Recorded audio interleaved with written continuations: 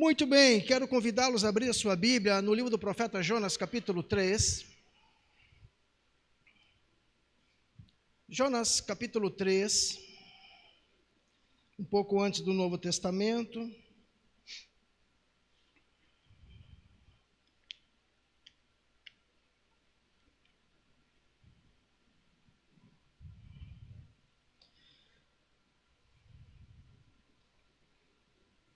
Jonas, capítulo 3, verso 1. Todos acharam? Não? Vamos aguardar então. Facinho, entre Gênesis e Apocalipse, não tem erro. Se facilitar para você, na minha Bíblia está na página 1281, então vai estar perto na sua aí. Achou?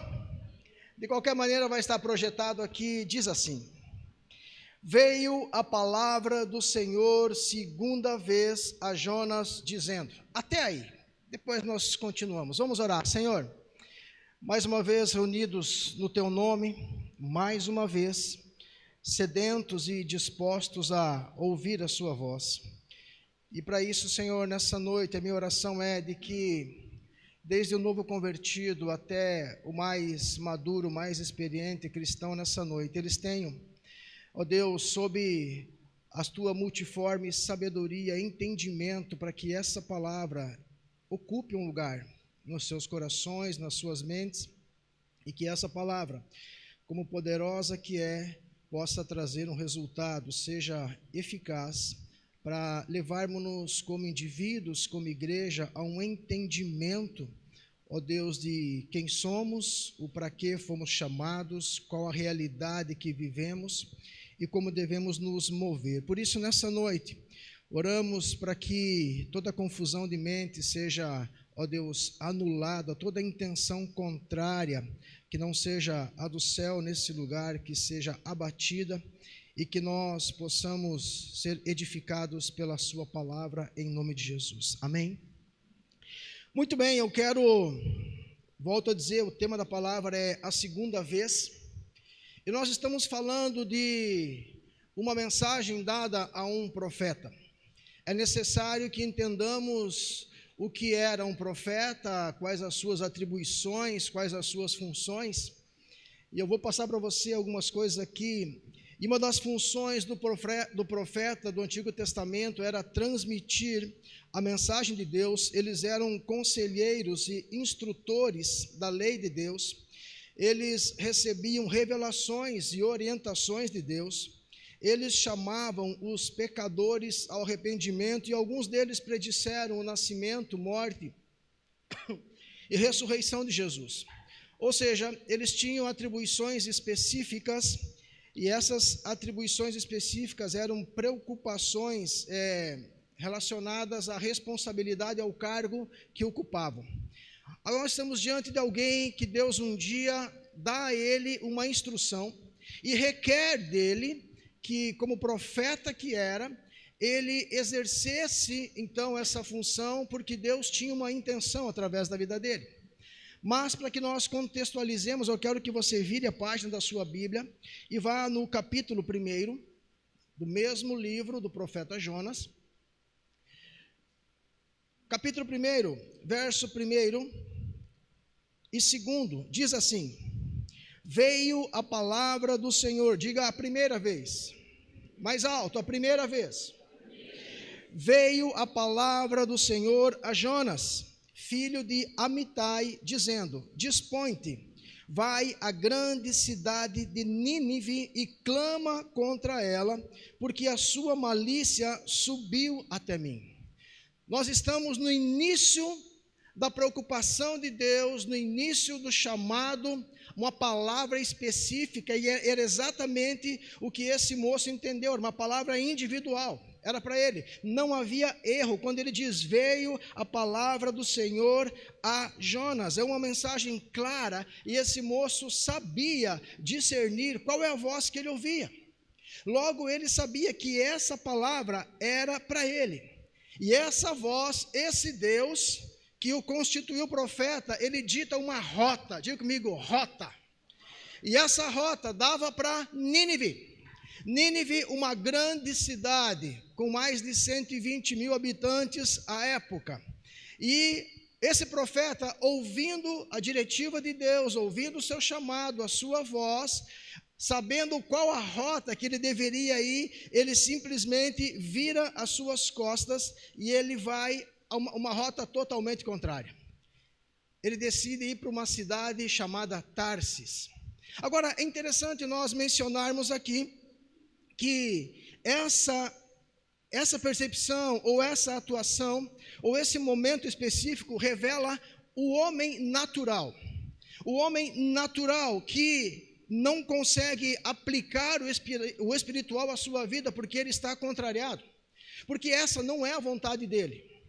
E não sendo a vontade dele, ele acha mais fácil simplesmente ir embora. E o versículo 3 diz que há uma disposição no coração desse homem.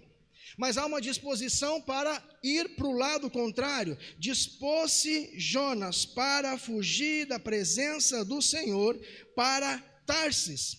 Então, olha só, eu acredito que ele ouve a voz de Deus, ele corre para sua casa, arruma a mala, né? Eu acho que ele tira a mala de cima do guarda-roupa. Estou falando isso porque lá em casa é assim, cada vez que a gente vai viajar, fala, tira de cima do guarda-roupa. Na sua também é ou não? Não, embaixo da cama, eu sei.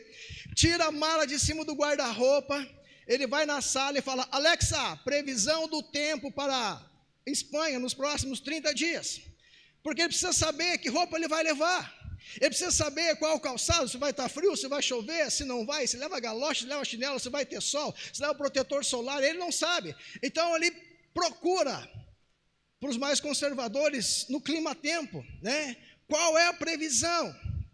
E eu acredito que ele sai dali, ele passa no banco e fala, ninguém sabe, né? Vai saber o que pode acontecer. Vai lá, faz um saque e munido de informações, munido de recursos, ele vai para um porto, e ali ele entra no navio. Ele tinha muito bem definido na sua vida o que ele queria, e o que ele queria era fugir de Deus. O que ele queria era não fazer o que Deus havia pedido para ele. Eu acredito que ele entra naquele navio, e diz a Bíblia que ele vai para o porão, e talvez como destino a Espanha, deveria ter alguns espanhóis, e talvez ele tenha olhado para alguém e falado, tu hablas espanhol? Né? Porque eu quero chegar lá, eu quero conversar, e ele se ajeita, mas a Bíblia diz que, de repente, não, a Bíblia não diz, então estou ilustrando, de repente ouve-se içar as velas, e o navio começa a preparar-se para partir, e as velas vão sendo elevadas ou içadas, e aquela embarcação com pessoas e com carga começa a distanciar-se do porto. Agora o profeta já está talvez bem acomodado em algumas sacarias, em meio à carga, ou encostado, e o balanço do mar, ele é convidativo, e quem sabe, ele começa a tirar um cochilo. Mas a Bíblia diz, no versículo 4, mas o Senhor lançou sobre o mar um vento forte, e fez-se no mar uma grande tempestade, e o navio estava a ponto de despedaçar. Não se cumpriu a previsão de bons dias, não se cumpriu a previsão sem vento, agora ele está em meio a um temporal. Mas, talvez muito cansado, ele está dormindo profundamente, a Bíblia diz. E a Bíblia continua dizendo que esse vento, no versículo 5, enquanto estou falando, você projeta lá, por favor. Olha, tipado aquele cara ali, né? Então, a Bíblia sugere, no versículo 5, que esse vento não era como outros que eles haviam presenciado. Porque a Bíblia diz que os marinheiros, eles estão cheios de medo.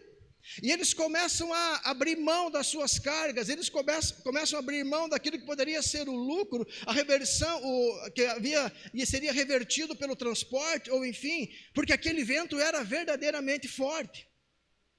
E eles não sabem o que fazer, e a Bíblia diz que eles então estão lançando as cargas para fora, e o navio está ali, e a Bíblia diz que Jonas estava descido no porão e dormia profundamente.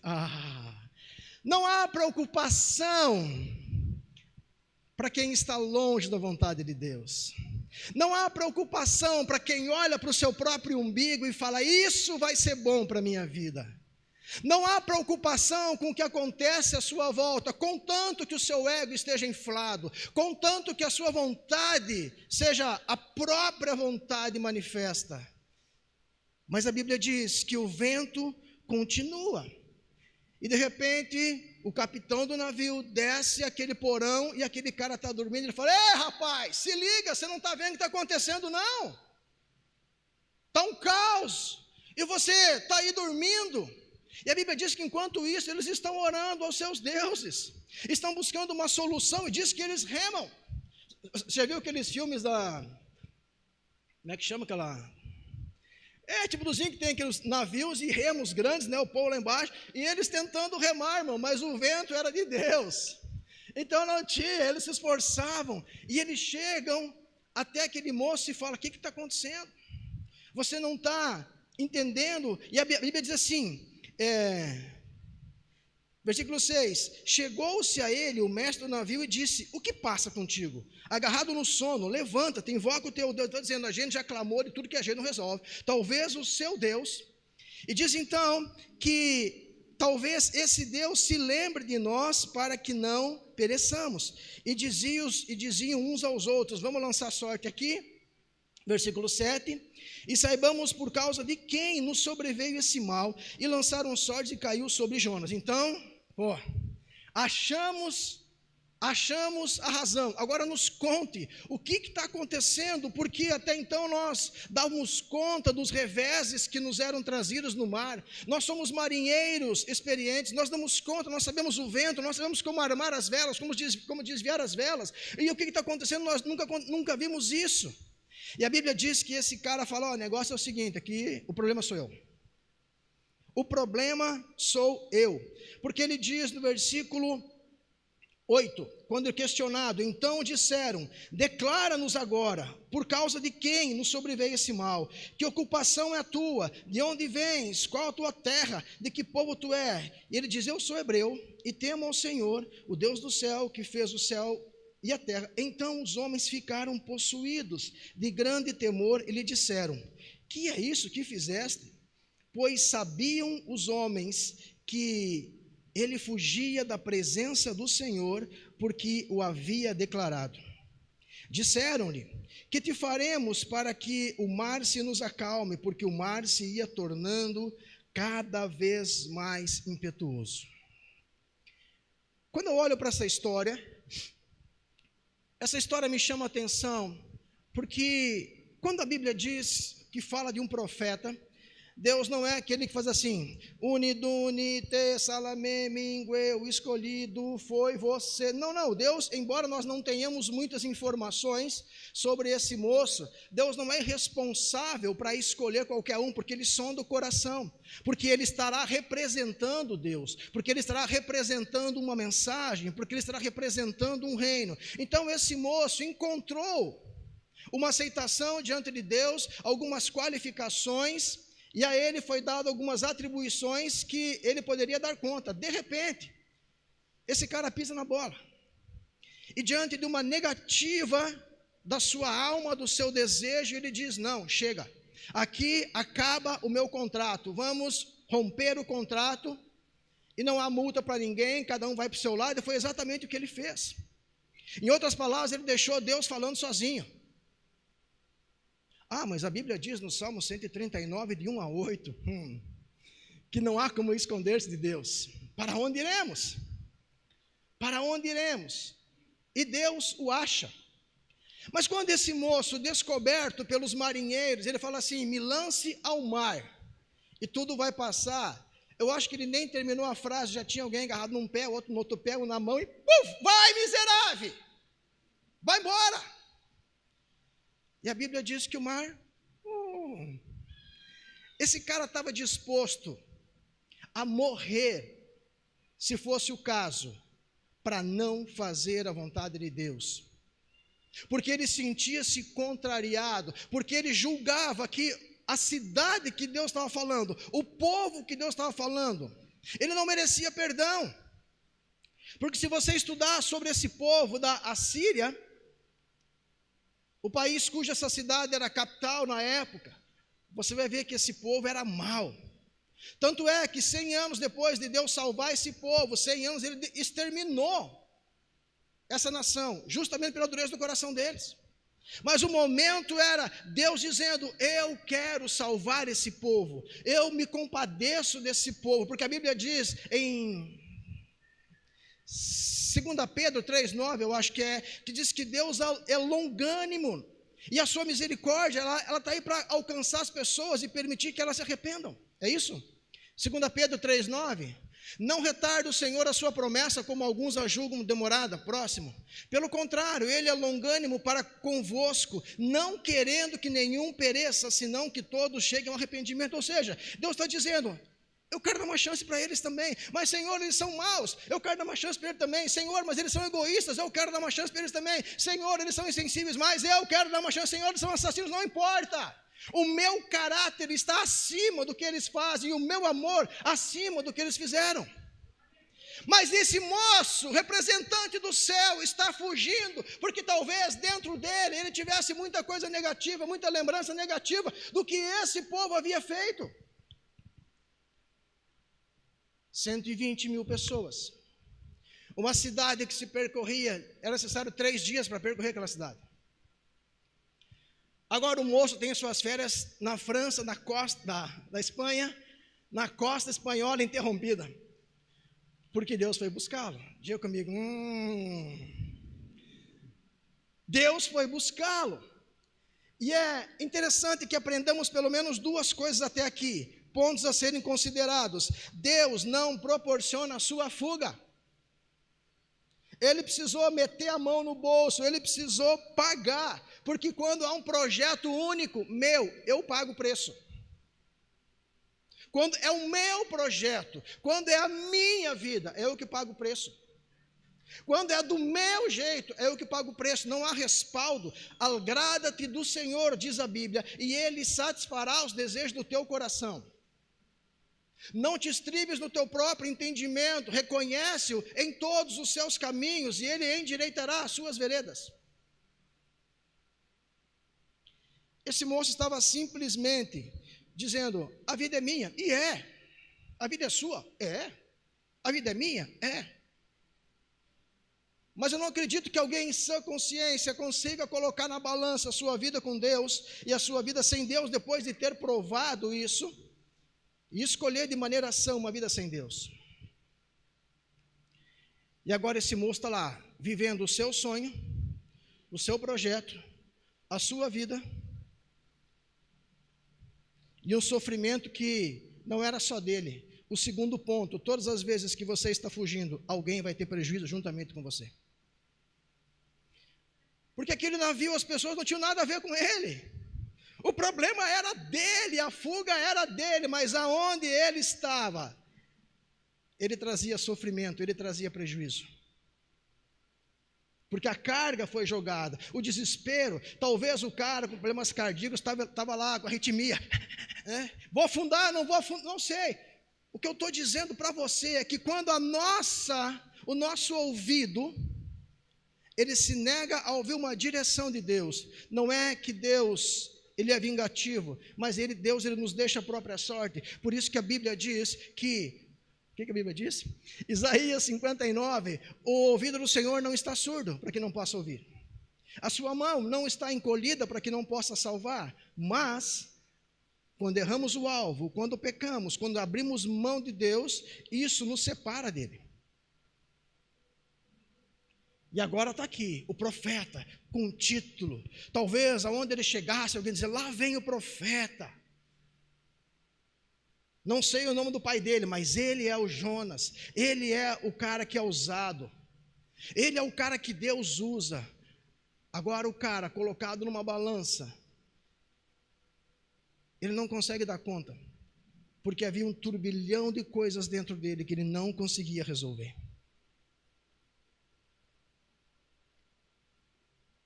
Lançando-se fora, talvez a economia de muitos, lançando fora, talvez o tempo investido de muitos.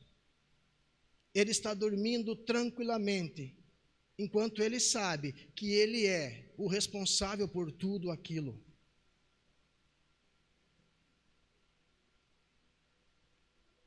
Você sabia que há muitos Jonas nas igrejas? Há muitos Jonas na sociedade? Há muitos Jonas aonde você consegue imaginar, onde a tua mente alcança? Há pessoas endurecidas, há pessoas feridas, há pessoas frustradas com isso, com aquilo, com aquele ou com quem.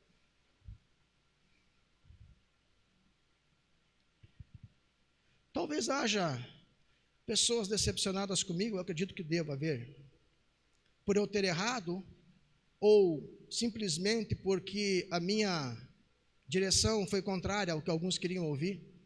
E normal. Talvez você já foi questionado, talvez você está ferido por alguma coisa. As pessoas me feriram, continue. A igreja me feriu, continue. As pessoas me entristeceram, continue. Passei por um perrengue, continue. Ou você acha, ou nós achamos que nós somos a última bolacha do pacote, que Deus depende de nós para alguma coisa? Não depende. Ele nos usa, é um privilégio para nós. Porque a Bíblia diz que Ele pega o pobre lá do monturo, lá do lugar onde não tem nada para oferecer, e Ele o coloca e o faz assentar entre príncipes do seu povo. A preocupação de Deus, segundo Paulo, dizendo a Timóteo, é que todos se salvem e que todos cheguem a conhecer a verdade. Ele fala sobre Jesus, o dia que nós fomos resgatados por Deus. Eu não sei onde você estava, mas eu estava num lugar que eu nem gosto de falar. Talvez muito pior do que aquele filho esbanjador, que a Bíblia chama de filho pródigo, de Lucas 15. E aí Deus, Ele nos chama, Ele nos perdoa, Ele nos lava. A Bíblia diz que nós somos limpos pela palavra dEle. Ele coloca os nossos pés numa rocha, segundo o Salmo 40. Ele firma os nossos passos. Ele coloca um novo cântico de adoração nos nossos lábios. E agora Ele nos faz sal e luz do mundo. Você acha que isso é pouca coisa? Você acha que isso é pouca coisa? Mas quantos de nós já tivemos ou temos um sentimento de que Deus sempre está devendo alguma coisa para mim? Porque se Deus me amasse, isso teria acontecido, ou em contrapartida, aquilo não teria acontecido. E se Deus me amasse, quer saber, eu teria ganho na Mega Sena da virada. E Deus sabe que eu ia dar o dízimo. Nós estamos apontando para Deus, crucificando Deus novamente, porque nós nos consideramos contrariados. Pastor, falaram mal de mim. Diga glória a Deus, porque é exatamente isso que Jesus diz no Sermão do Monte, em Mateus 5, 11 e 12. Quando mentirem, disserem todo o mal de vocês, alegrai-vos, porque grande é o vosso galardão, porque assim fizeram os que vieram antes de vocês. Ele está dizendo, vocês não foram os únicos. E nós pegamos o talento que Deus nos colocou, e nós enterramos, e nós pegamos o dom, e nós colocamos no bolso, e dizemos assim, quer saber, eu é que vou determinar quando que eu vou usar. E você acha que Deus vai ficar chorando no canto do universo, se é que o universo tem canto, e dizendo, agora o Sabatino lá está mote, o Sabatino agora encasquetou, está beiçudo, eu vou ter que fazer alguma coisa, porque senão a minha obra vai parar. Não vai, irmão. Estão entrando em Jerusalém, todo mundo adorando. Eles falam, manda esse povo se calar. Se eles se calarem, as pedras clamarão. O reino não para. Diga comigo, o reino não para. Ainda que eu chegue a pensar, na minha soberba ignorância, que eu posso pará-lo, se eu decidir parar. Veio a palavra a Jonas. Quantas pessoas nós já matamos? Quantas pessoas nós já desvinculamos? Porque nós não concordamos com elas, o que elas falaram, o que aconteceu. Quantas pessoas? Quantas pessoas nós já mandamos para o inferno? Vai para o inferno. E nós esquecemos que há pouco tempo atrás, nós estávamos sentados no banco dos réus. Agora nós nos julgamos juízes. Aliás, a Bíblia diz, Tiago diz em capítulo 1, 1, 19 e 20, põe lá, que a ira do homem ela não produz a justiça de Deus. Sabeis essas coisas, meus amados irmãos, todo homem, pois seja pronto a ouvir, tardio em falar, tardio em se irar, porque a ira do homem não produz a justiça de Deus. Deus vai pegar você. A gente profetiza tanta besteira, porque nos feriram. E se Deus vai pegar, deixa Deus pegar. A Bíblia diz que não se pode evitar escândalos, mas ai daqueles por meio de quem os escândalos vierem. Então é de Deus. É com Deus. Eu só preciso continuar andando debaixo da palavra. Eu só preciso continuar sendo o que Ele me chamou para ser. Eu só preciso ouvir e colocar em prática, porque aquele que ouve a sua palavra e pratica, ele é bem-aventurado. Logo, quem ouve e não pratica, engana-se a si mesmo. Há muitos Jonas, cheios de não me toque e não me reles. Já contei para vocês, vocês conheçam, há uma cidade do lado da minha cidade lá no sul, chama Não Me Toque. Eu nunca entrei para saber o porquê chama Não Me Toque. Porque Cascavel tinha muita cobra na colonização. Na minha cidade, Carazinho, tinha um riacho que tinha muito cará, aquele peixe, carazinho. Não Me Toque, devia ter alguém muito cheio, não me toque. Vamos botar o nome em homenagem a você, é o nome da cidade. Tem muito Jonas, não me toque.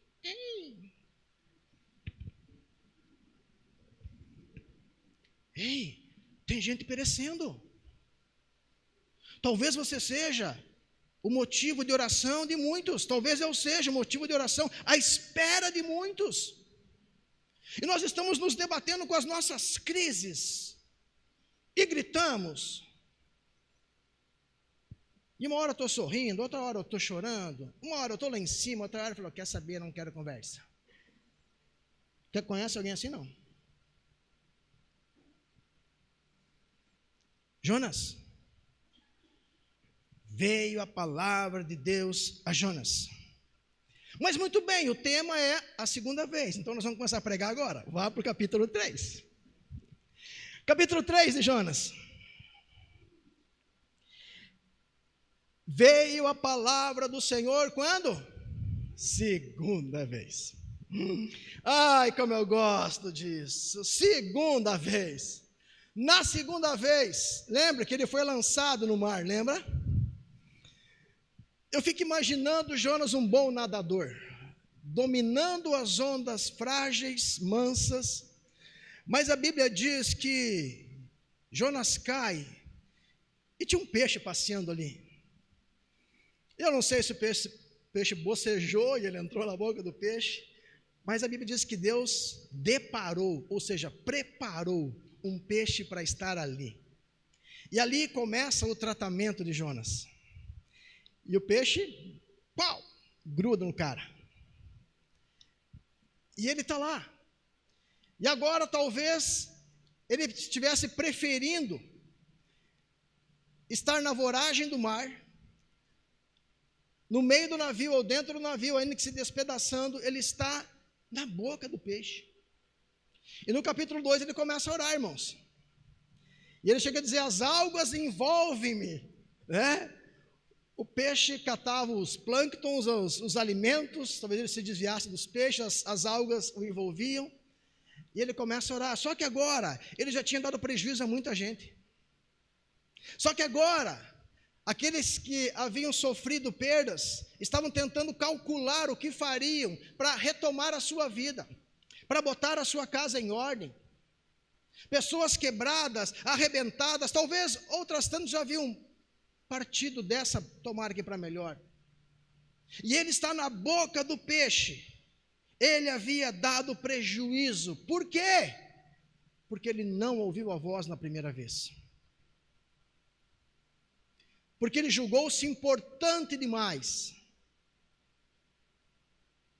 Se alguém quer baixar um pouco no gastuário, vejo pessoas no calor aí, fique à vontade.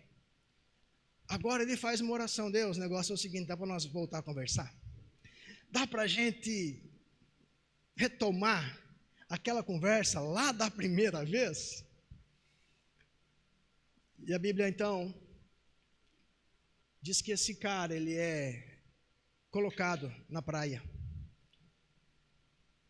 ele é regurgitado, para não dizer vomitado, que é feio, né? E agora ele decide que ele vai. Hein, fala para mim, por que às vezes nós temos que sofrer tanto para firmar o pé em algumas coisas? Por que nós temos que argumentar tanto? Por que nós temos que discutir tanto? Por que a gente tem que dizer assim, a vida é minha, eu faço o que eu quero e faz o que você quer? A Bíblia diz que de Deus ninguém zomba.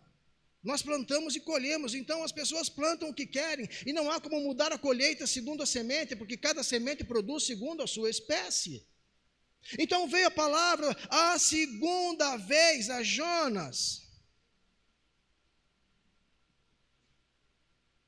E a minha pergunta, para mim, ela passou por aqui primeiro, faz uma semana que eu estou lendo sobre essas coisas aqui, estou orando. Qual é a minha Nínive? Qual é a minha resistência que impede Deus de me usar? Que palavra anulou a minha vida? Que situação teve o poder de minimizar quem eu sou em Deus? O que aconteceu para que eu abrisse mão de coisas que eu antes dizia, nada vai me abalar? Por que pessoas desistem de Deus? Por que pessoas dão de mão ao arado e voltam para trás? Por que pessoas não conseguem lutar contra os seus vícios? Conversando com alguém ontem, e eu falei aquilo que vocês já sabem, quando Deus me libertou das drogas, foi pá! Nunca tive crise de abstinência, nunca precisei de clínica. E tem gente que precisa, isso é legítimo, mas tem gente que não luta, que não faz por onde para manter-se livre disso. Tem gente que não consegue fechar a sua boca. Cada vez que abre a boca traz prejuízo para alguém, mas não consegue. A língua é inflamada pelo inferno. Estamos dizendo que somos a igreja de Deus, cuja autoridade vai detonar e destronar as portas do inferno. Mas que igreja é essa? Que compactua com tanta coisa, que associa-se com tanta coisa. E veio a segunda palavra. Ah, então agora eu vou, por quê? Porque eu sofri, eu só vou, porque senão eu vou sofrer de novo.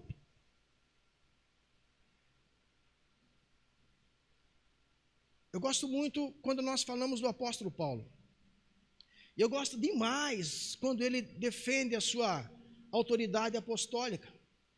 E no capítulo 11, verso 24, da segunda carta, ele está dizendo, eu sofri açoites. Ele está dando um currículo dele. Ele fala assim, 2 Coríntios 11, 24. 5 vezes recebi dos judeus uma quarentena de açoite menos um. Fui três vezes fustigado ou castigado com varas, uma vez apedrejado. Em naufrágio 3 vezes, uma noite e um dia passei na voragem do mar. Em jornadas, muitas vezes, em perigos de rios, em perigos de salteadores, em perigos entre patrícios, em perigos entre gentios, em perigos na cidade, em perigos no deserto, em perigos no mar, em perigos entre falsos irmãos. Diga, igreja. Eu quero te encorajar a não olhar para o lado, porque se olhar para lá você vai encontrar um poço de problema. E a recíproca é verdadeira, quando você for, eles vão enxergar um poço de problemas. Porque nós estamos em reconstrução, irmãos. Porque as coisas velhas ficaram para trás, agora a nova criatura está sendo reconstruída. O Espírito Santo está trabalhando conosco, em nós, por nós. E aí ele fala assim, próximo. Em trabalhos e fadigas, em vigílias muitas vezes, em fome e sede, em jejuns, muitas vezes, em frio e nudez. O que eu mais gosto, além das coisas exteriores, há o que pesa sobre mim diariamente, a preocupação com todas as igrejas. A igreja onde o falso irmão me trouxe prejuízo, não, eu tenho preocupação. Porque o erro de um não define o que Deus me chamou para fazer no todo. O erro de um não define quem eles são momentaneamente sendo transformados. Então esse cara tinha tanta autoridade, tanta autoridade. Ele diz: eu me fiz de tudo para com todos, para ver se eu ganhava alguns. Esse apóstolo Paulo, quando tem um encontro com Jesus, em Atos 9, ele vai para casa, de uma casa lá, e de repente Jesus aparece para um dos seus discípulos, chamado Ananias, e fala assim: desce aquela casa, porque Saulo está orando, e eu já mostrei para ele que você vai chegar lá. Ele fala: não, Deus, chama outro. Esse cara, o senhor não leu o jornal hoje? Esse cara está matando crente, esse cara está perseguindo gente. Aí Jesus fala um negócio para Ananias: Ananias, vai lá, porque esse cara tem que saber o quanto importa ele sofrer pelo meu nome. Não é que Deus o colocaria numa situação de sofrimento, mas agora ele ia ser rejeitado por assumir a verdade.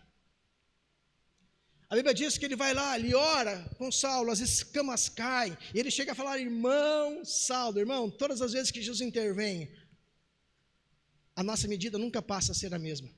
Até então era o perseguidor, Jesus apareceu para ele, agora ele chega: irmão Saulo, o Senhor me mandou aqui. E agora Saulo, ele começa a conviver com os irmãos, o Saulo do hebraico, agora Paulo, porque é no grego. Então olha só, ele começa a conviver com os irmãos, e de repente, ele vai junto numa primeira missão. E quando ele está falando, você vai ver isso lá, Atos 10, 9, não lembro. A Bíblia diz que ele está falando para os judeus. Ele sendo judeu, para os judeus que ainda perseguem os do caminho, que a Bíblia diz, eles querem apedrejar Paulo. E ele é colocado num cesto, e o descem por uma muralha. Esse foi o cartão de visita da primeira mensagem, primeira pregação do ministério de Saulo.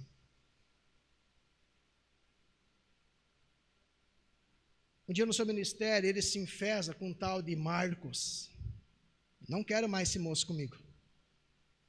Mas no final da vida, ele diz para Timóteo: traz as escrituras, traz os meus pergaminhos, traz o meu casaco e traz Marcos, que me é muito útil.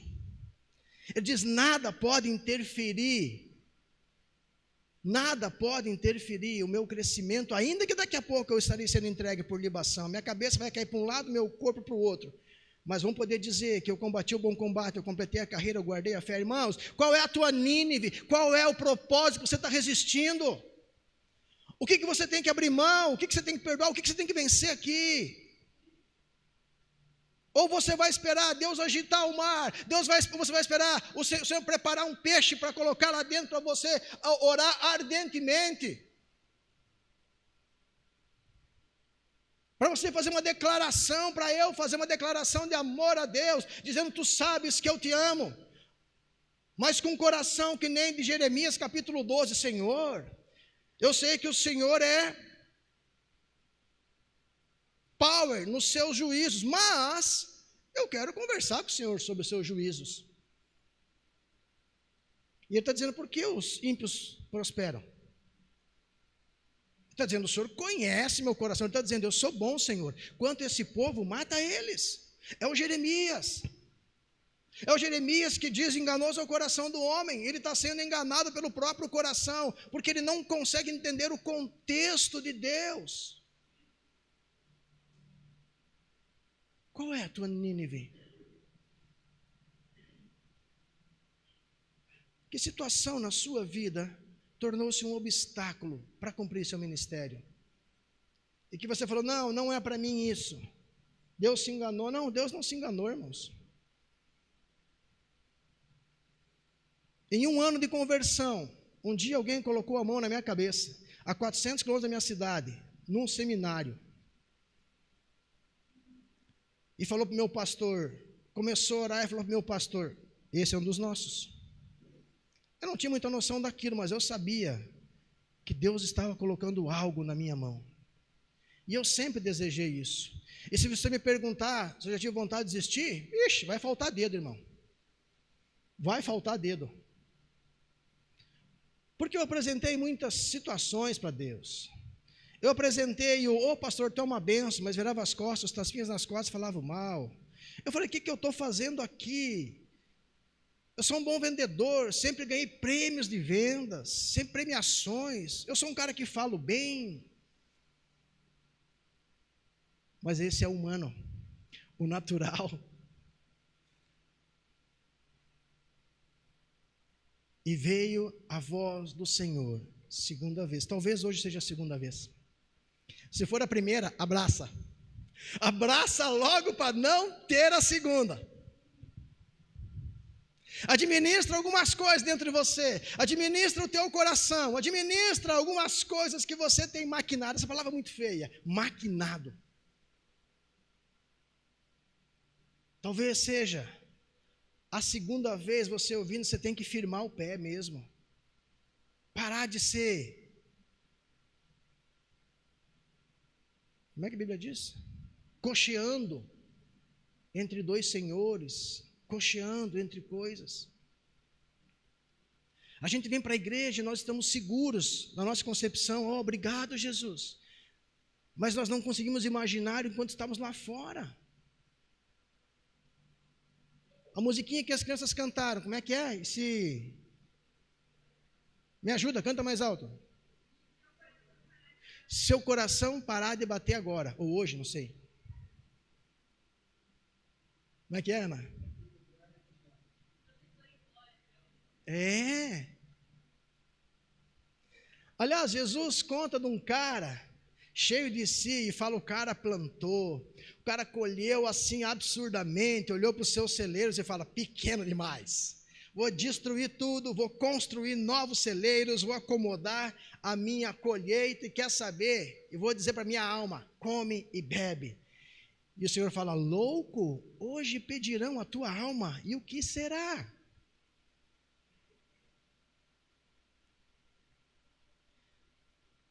Se essa palavra causar um desconforto na sua vida e na minha, certamente Deus vai atingir o objetivo. Certamente. Porque a gente acha que servir a Deus, irmãos, é mamão com açúcar. Não é. Servir a Deus é caminhar mais uma milha, é dar outra face. É ter a vontade de revidar, mas não revidar. É dizer: te pego na saída, mas não pegar. Veio a segunda vez. A igreja tem muito problema. Isso que você procurou pouco. Aliás, você nem precisa procurar para aparecer problema na igreja. Você nem vai precisar procurar, porque tem. Tem. Lá fora, tem. Aqui dentro, tem. Tem mau testemunho ainda? Tem. Vai mudar em nome de Jesus, mas vai. Porque o que nos constrange, nos convence do pecado, do juízo, da justiça, ele está trabalhando. Mas enquanto isso, o diabo, ele quer anular o que Deus plantou dentro de nós.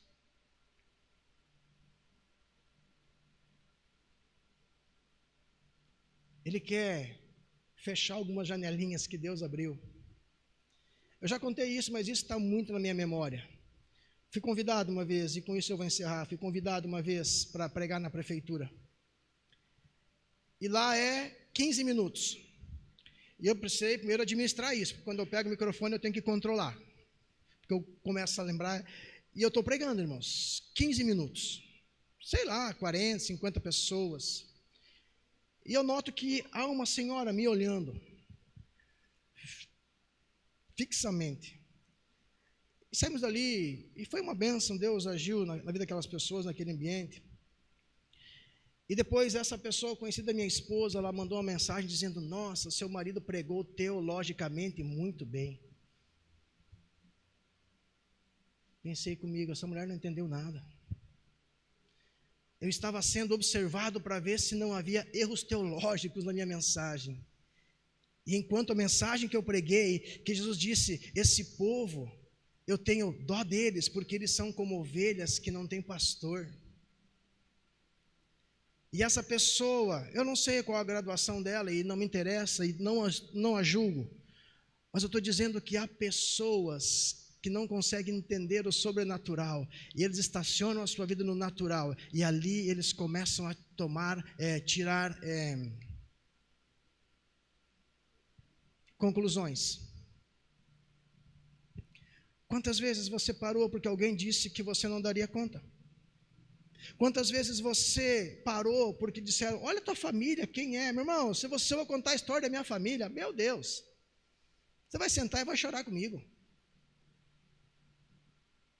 Mas eu continuei. Fala para o seu irmão, continue. Não espere a segunda voz. Não espere o segundo chamado, porque o segundo chamado, ele vem depois da repreensão. Talvez Deus esteja chamando você hoje, ouça a primeira vez, e se você não ouviu, está na prova, ainda que dando glória a Deus, ouça agora, e volte para onde Deus quer que você esteja, vá fazer a obra dele. Abra a sua boca. Mude a sua história. Seja um instrumento dele. Se permita ser livre, se permita ser curado, se permita ser restaurado. E a Bíblia diz que esse moço vai, depois de caminhar algumas centenas de quilômetros da orla onde o peixe o deixa, até a cidade. Eu gosto dessa passagem, porque Deus está dizendo, eu vou te dar tempo para pensar muita coisa. Porque às vezes nós precisamos pensar muita coisa. E ele vai e aquele povo se converte. E aí o que acontece para frente é uma outra pregação, porque agora ele se rebela contra Deus, porque Deus salvou aquele povo. O crente é triste mesmo, né? Veio a segunda voz. Eu quero convidá-los a ficar em pé.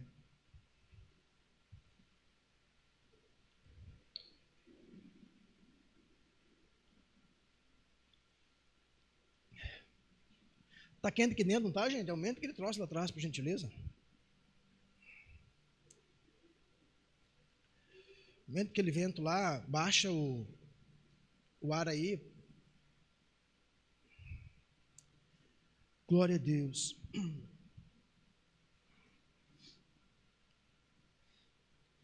E eu sei que há dores e há dores, há situações e situações. Mas enquanto eu orava hoje de tarde, o Senhor me fez lembrar. O ano era 2003. Muitos nem tinham nascido aqui. Aonde nós fomos entristecidos, nós nos frustramos e dentro da igreja. E nós éramos já da liderança de uma igreja. Mas um dia nós não concordamos com o que momentaneamente o líder queria fazer e nós fomos chamados para o lado no meio de uma reunião e o pastor falou, vocês querem me envergonhar? Eu falei, não, nós só estamos saindo da liderança porque a gente precisa, não é uma afronta, mas a gente precisa voltar para um lugar mais raso. E a partir dali nós sofremos tanta perseguição dentro da igreja. A igreja que nós pregávamos, a igreja que nós ajudávamos a administrar. E foi muito ruim, foi um tempo muito ruim. E as pessoas diziam, sai dessa igreja. Eu dizia, eu só saio quando Deus me tirar dessa igreja. E nós ficamos algum tempo, e era ruim demais. A minha filha, ela não descia do carro quando chegava na igreja. Porque o ambiente era nocivo, todo mundo olhava para nós e nós éramos as piores criaturas porque montaram um filme sobre a nossa vida e passaram para toda a igreja. Um filme fake. E havia um pastor que me discipulou, ele disse, sai dessa igreja, Sabatina. Eu falei, pastor, só quando Deus me permitir eu vou sair. E graças a Deus, depois de alguns meses, o Senhor nos permitiu e restituiu a nossa confiança junto às pessoas, porque aquelas que falavam mal de nós começaram a vir até nossa casa e dizer, agora a gente sabe a verdade. Mas foi um tempo muito difícil. E para que você saiba, a expressão que era dirigida a nós nós éramos a nata podre da igreja. Pensa num tempo difícil. Continuamos. Aqui estamos. Porque há lugares que Deus vai nos levar ainda.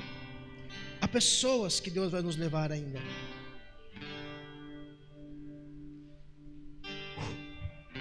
As aflições desse tempo presente não se podem comparar à glória que há de ser revelada em nós.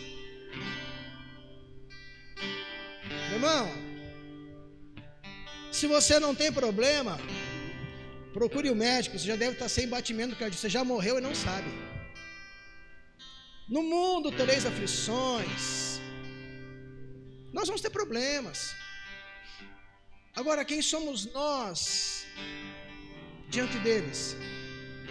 O diabo vai dizer: quer saber? Você tem que revidar, vai ficar quieto, vai aceitar. E a gente aceitou. E olha como Deus faz, irmãos. Nós saímos e viemos embora. Depois fomos passar a nossa terra e viemos embora para Marechal. E o nome desse pastor, eu vou dar um nome fictício. Ele era o Faraó. Eu tinha registrado no meu celular 2 faraós. E um dia eu ligo para o faraó que não era esse faraó. E eu aperto errado e ligo para esse pastor. Ele fala: ô irmão, eu já tinha ligado, não podia desligar mais. E a pergunta no alto da arrogância dele é: você quer acertar alguma coisa comigo? Eu falei: não, pastor, eu só queria ouvir sua voz. Misericórdia, tá tudo bem. Até isso Deus fez para dizer: cara, não alimenta nada, não vale a pena. Há uma Nínive te esperando, há muita gente esperando. Há pessoas esperando a liberação dos teus dons, o desenvolvimento dos teus dons. Para de olhar para trás. Quando você olha para trás, você perde o foco do destino, você se perde no trajeto. Não olha para trás. Fala para o seu irmão: não olha para trás. Aleluia.